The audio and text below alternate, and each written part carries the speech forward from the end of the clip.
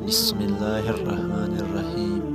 مور کی خوبصورتی پہ سب بھی پرندے فدا تھے، لیکن ان سب خوبیوں کے باوجود مور سے ایسی کون سی خطا ہو گئی تھی جس سے اللہ تبارک و تعالیٰ نے مور کو جنت سے نکال دیا۔ جب حضرت آدم علیہ السلام اور اماں حوا کو پیدا فرمایا، اس کے بعد ان کو جنت میں بھیج دیا۔ وہ دونوں جنت میں بہت ہی پرسکون رہتے تھے، بہت ہی لذیذ میوے پھل کھایا کرتے تھے، لیکن ایک اناج جس کو کھانے سے اللہ پاک نے انہیں منع فرمایا، کیونکہ شیطان حضرت آدم علیہ السلام کی وجہ سے ہی جنت سے نکالا جا چکا تھا۔ اسی وجہ سے شیطان کی حضرت آدم علیہ السلام سے دشمنی ہو گئی تھی۔ شیطان یہ چاہتا تھا کہ وہ کسی بھی طرح حضرت آدم علیہ السلام کو جنت سے نکال دے اور ساتھ میں اماں حوا کو بھی جنت سے نکال دے۔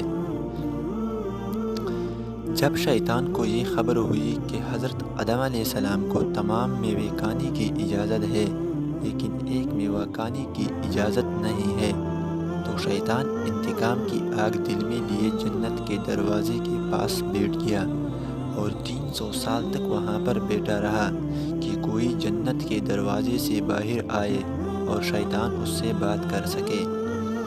ایک دن اچانک سے مور جنت سے باہر آ گیا۔ شیطان اس کو دیکھتے ہی بہت خوش ہو گیا۔ شیطان نے پوچھا، اے خوبصورت پرندے، تم کون ہو؟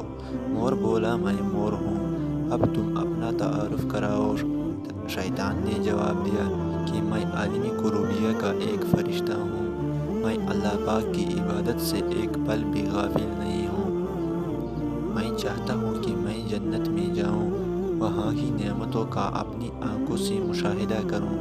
شیطان مور سے کہنے لگا کہ تم مجھے جنت کے اندر لے جاؤ، میں تمہیں 3 ایسی باتیں بتاؤں گا جس سے تمہیں ابدی زندگی حاصل ہو جائے گی، تمہیں بڑھاپا اور بیماری نہیں آئے گی، تم ہمیشہ جنت میں رہو گے۔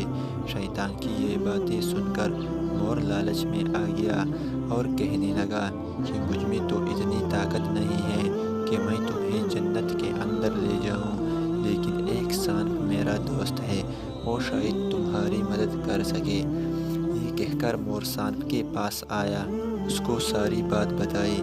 سانپ بھی شیطان کی باتوں سے بہت خوش ہو گیا، پھر شیطان کو اپنے منہ میں چھپا کے جنت میں داخل ہو گیا اور یوں شیطان اپنی چال میں کامیاب ہو گیا۔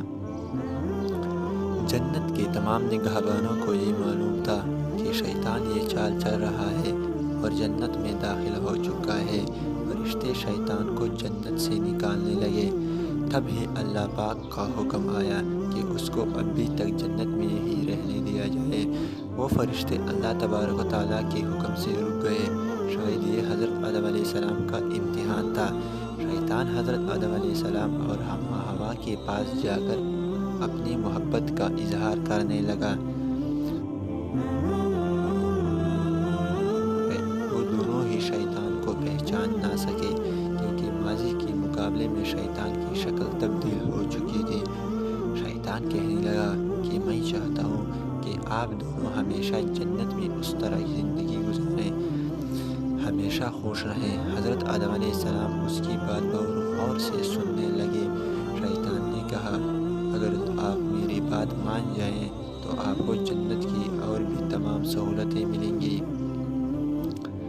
حضرت آدم علیہ السلام شیطان کے بہکاوے میں آ کر کہنے لگا کہ یہ کس طرح ممکن ہے؟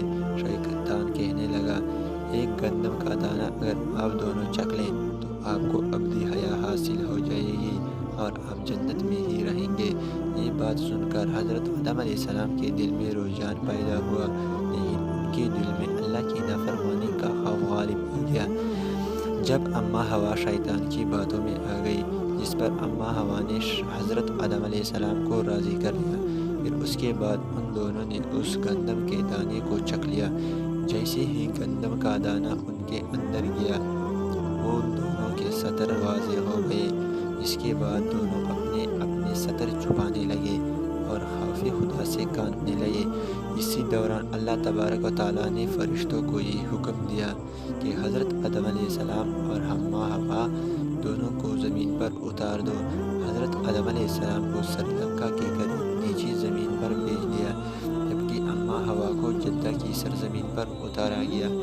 جن خوبصورت پیروں سے چل کر مور شیطان کو جنت کے اندر لے کر آیا تھا، وہی خوبصورت پاؤں اللہ پاک نے مور سے لے لیے۔ سانپ جو اپنے منہ میں شیطان کو چھپا کر لایا تھا، اس کے منہ کی خوبصورت خوشبو کو چھین کر اس میں زہر ڈال دیا گیا۔ پھر مور کے ساتھ ساتھ سانپ کو بھی جنت سے نکال دیا گیا۔ دوستو، اگر ویڈیو اچھی لگے تو ویڈیو کو لائک